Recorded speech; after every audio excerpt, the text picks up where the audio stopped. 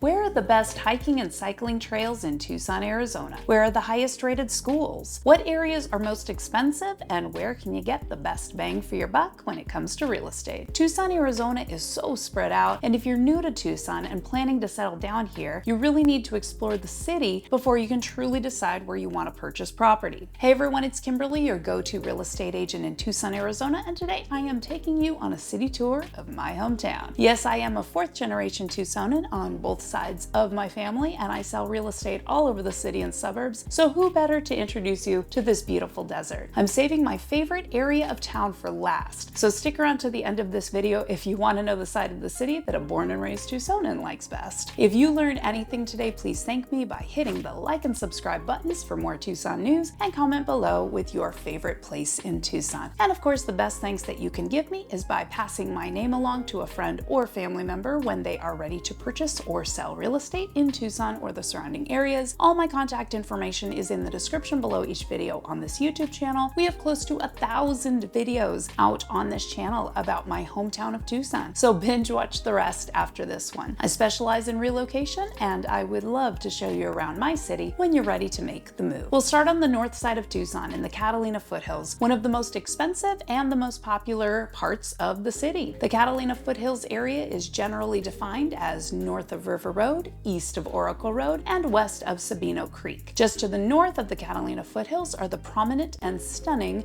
Santa Catalina Mountains. Now, throughout all of Tucson, there are a ton of golf opportunities and hiking, walking, jogging, and biking trails, and the Catalina Foothills area has some of the best. Here you're close to restaurants, shopping, businesses, clinics, hospitals, museums, parks, and you also get some beautiful resorts and spas to stay at and relax in. Visit the high-end outdoor mall La Encantada with fantastic restaurants, shops, and views. People come from all over the world to hike Sabino Canyon. In the foothills, you get beautiful views of the Santa Catalina Mountains to the north and city views to the south. And the Catalina Foothills School District is ranked one of the best in the state. The architecture tends to be a little older, Southwest style with a lot of Tucson charm, which I personally love. And folks who live in the foothills find that they don't have to drive far to get almost anywhere in the city. The downside to the Catalina Foothills area of town is the high price you have to pay for real estate to get that great lifestyle. I also find that many of these neighborhoods are not as walkable as other areas. Travel out to the northeast side of town to an area called Tanque Verde. Tanque Verde is generally less expensive than the Catalina Foothills, but still a tad pricey. There isn't as much to do in this area as far as shopping, restaurants, and nightlife, but people move to Tanque Verde for the freedom, privacy, and to get away from it all. In Tanque Verde, you're going to get some awesome views of both the Santa Catalina Mountains to the north and the Rincon Mountains to the east. Many of the homes here are a little older, many are built on larger lots, and many do not have homeowners associations. Some are zoned for horses. Visit Agua Caliente Park to sit in the shade near water and have a picnic, or go for a little walk and take a drive to Mount Lemon, the highest peak on the Santa Catalina Mountains at almost 9,200 feet. Mount Lemon is one of my favorite places in the city since my childhood. The beautiful drive from the base to the top is only about 45 minutes, but Mount Lemon is a pine forest, typically 20 degrees cooler than the city of Tucson at any given time because of the vast elevation increase. So the hiking trails on the mountain are practically endless. And of course, this is a very popular place during summer months and in the winter when there is snow and even skiing on the mountain. Tanque Verde also has a very small but close-knit and high-ranking school district, particularly in academics. Head back into Tucson and travel south down Houghton Road until you're on the southeast side of the city. You'll eventually come to the suburb of Vail, popular with families for its fantastic school district, popular with active servicemen and women for being relatively close to the Davis-Monthan Air Force Base and Fort Huachuca in Sierra Vista, and popular for anyone looking for stunning views of the Rincon Mountains to the north and Santa Rita's to the south. You can still get land for sale for a reasonable price. There is a ton of new construction happening here right now as well. The real estate in East and Southeast Tucson is going to be more affordable than most anything you find on Tucson's north side. But with the beauty and affordability, you will find that you may end up driving a bit to get to things. They are starting to put in amenities such as restaurants and businesses, but most of my clients don't mind having a little bit of a drive because traditionally the southeast side is very calm and quiet and very close to Interstate 10, which is a huge plus. And the Vail School District is also one of the highest rated districts in the estate, head down Sahuarita Road west, passing the pecan orchards and Green Valley Pecan Company until you arrive in the close-knit community of Sahuarita. Sahuarita is a small town with a small town feel, but one of the fastest growing cities in all of the US. This is a close-knit community with a very family-friendly feel due to community pools, basketball courts, parks, walking and cycling paths throughout, and even splash pads for the kiddos. Although I have sold to buyers of all ages and walks of life here, from families to retirees to single 20-somethings purchasing their first home. In Sahuarita, you're close to the Tucson Airport and Raytheon, which is one of our top employers here. When you're in town, take a walk around Sahuarita Lake, also used for fishing. This is a newer city, and most of the buildings and real estate are less than 30 years old. In March 2024, it was ranked as the 3rd safest city in Arizona by Safewise.com. Sahuarita real estate is incredibly affordable, and there is a ton of new construction happening here, with one of the only real downsides to this place being that it isn't particularly close to the city of Tucson, a good 20 to 30 minute drive to downtown Tucson, depending on traffic. But none of my clients really see that as a bad thing, to be honest. South of Sahuarita is the unincorporated community and census-designated place, Green Valley, a suburb of Tucson that sits around 3,000 feet in elevation and is home to probably around 25,000 residents at this point. But what really sets this community apart from the others is that almost all of the homes and neighborhoods are 55+ active adult retirement communities. This area is great for adults who want hiking, cycling, swim classes, organized activities, shows and performances, and of course, golf. While you're in the area, visit the Santa Rita Mountains, full of endless hiking trails, camping opportunities, picnic places, and the premier bird watching hotspot, Madera Canyon. The Santa Rita Mountains is also home to Mount Wrightson, the highest peak in all of the Tucson Valley region. At 9,456 feet, the peak towers nearly 7,000 feet above the city of Tucson. My husband hiked Mount Wrightson a few years ago with our dog. Very challenging hike, lots of switchbacks. Worth it though. Just look at those views. Drive north on Interstate 19 back towards Tucson, but first stop off at the active Roman Catholic parish San Xavier del Bac Mission, a National Historic Landmark, and the oldest intact European structure in Arizona, an authentic 18th century space. As you head into the city, explore downtown Tucson and all of its museums, local restaurants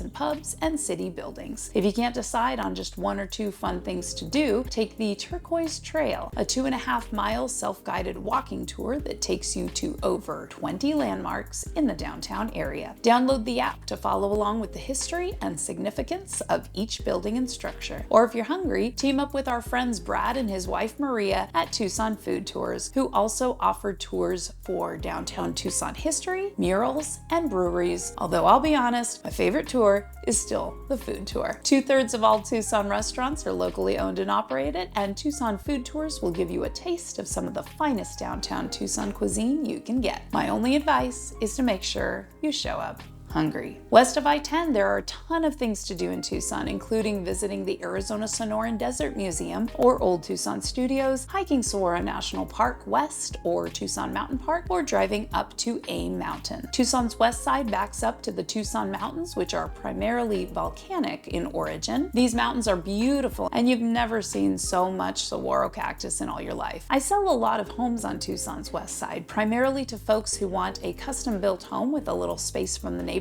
who really like that southwestern style in their architecture. Here you'll have privacy and freedom to be a little off the beaten path, although you will have to drive a ways to get to many things, including businesses and gas stations and groceries and restaurants. But my west side buyers prefer it that way. Central Tucson, on the other hand, is going to provide so much, including restaurants and bars, businesses, shopping, malls, plazas, clinics, hospitals, museums, parks, and beautiful historical neighborhoods and architecture. Tucson is a college town for sure, with the University of Arizona being a top employer in the city and a big factor attracting students from all over the world. For things to do, check out the Reed Park Zoo, Reed Park, Fort Lowell Park, the Botanical Gardens, or the Pima Air and Space Museum. Midtown Tucson real estate can be a little more expensive due to its location and proximity to everything, and the roads are a little more congested and more populated. But if you work in the city or you want an easy commute to just about anything, this area of town might be perfect for you to live in. Travel back up north and visit Marana, Arizona. Marana is another nice, newer town just northwest of Tucson, also one of the fastest growing cities in the US. But Marana is unique in that it is right off of the Interstate 10 freeway, so if you have friends or family or work opportunities in the city of Phoenix, which many Tucsonans do, it's just a quick drive up I-10 to get to our state's capital. If you're looking for things to do in Marana, visit Gladden Farms Park and Splash Pad, shop at Tucson Premier Outlets, check out the Marana Pumpkin Patch, go horseback riding at the Way Out West Ranch, or go golfing anywhere in Dove Mountain. Head north to Red Rock, an unincorporated area in south-central Pinal County, located right along Interstate 10. When I was a kid, there was nothing out there except agricultural land, although now the area is getting all built up with a beautiful community of new construction tract homes. It's about a 10-minute drive from Picacho Peak State Park and the incredibly popular Rooster Cogburn Ostrich Ranch. So make sure you visit those when you're passing through. Red Rock is a little off the beaten path, but it's a great place to live if you don't need or want to drive into town often, or if you would like affordable housing that is almost halfway between Tucson and Phoenix and you don't mind being a fair distance from amenities. Shift gears a bit and head back east toward the Santa Catalina Mountains until you eventually hit the rural and unincorporated community of Catalina, Arizona, a growing area that does its best to maintain its rural character. This unincorporated community has no plans for annexation into any nearby towns. Here you'll get a mix of older homes, newer construction-built homes, homes on large lots, homes off of dirt roads, but almost all of them have stunning views. In that same direction is Saddlebrooke, a census-designated place and retirement community with a population of around 15,000 people. There are two homeowner associations in this development, Saddlebrook 1 and Saddlebrook 2. At an elevation of about 3,400 feet and sitting at the western foothills of the Catalina Mountains, you're going to get cooler year-round temperatures compared to Tucson and most of its suburbs, along with rolling topography. I remember showing clients homes in Saddlebrook in the snow a few years ago. My clients were from Florida. They were trying to figure out what the heck they'd gotten themselves into, shopping for homes in Arizona in the snow. While you're out in that area, make sure you tour the Biosphere 2, a research center that remains the largest closed ecological system ever created. Last but certainly not least is the beautiful, clean, active, suburban town of Oro Valley, a relatively expensive area of Tucson, but you get what you pay for, an endless supply of outdoor adventures in the way of hiking, cycling, mountain biking, and walking paths, plus delicious restaurants to eat at and multiple community events, from farmers markets to organized holiday gatherings. Check out Honeybee Canyon Park or play a round of golf at any of the green courses. Visit Gaslight Music Hall to catch a show, or go for a swim at the Oro Valley Aquatic Center. People ask me all the time where I would live if I could pick anywhere in the city or surrounding areas, and for me it would absolutely be Oro Valley. It's not just because of the well-maintained roads and bike and walking paths throughout, it's also because some of my closest friends and family live in this part of town, and because some of my favorite restaurants are there too. But honestly, I could live anywhere in the city of Tucson as long as I get a view of those magnificent sunsets and vast purple mountains. The mountains surrounding Tucson have always been, and always will be, my happy place. Well, there you have it, a city tour of Tucson, Arizona. The city is spread out and each area has something special to offer its residents and visitors. But what are you looking for in the city, and what community would work best for your interests and needs? Ask any question about your favorite spot in the comments below and I'll be sure to respond. As a fourth-generation Tucsonan, I'd love to answer any questions and help you with your Tucson home search, so contact me when you're ready to get started. All my contact information is in the description below each of my videos, and we have almost 1,000 videos on this channel, many of which explore each of the areas of the city of Tucson in more depth, so please watch those for more Tucson and real estate news. Consider liking and subscribing on your way out the door if you'd like to learn more about things to do and see and know about this city, my hometown. I really appreciate you hanging out with me today, and I will see you in the next Tucson video or when we go to buy or sell a home together.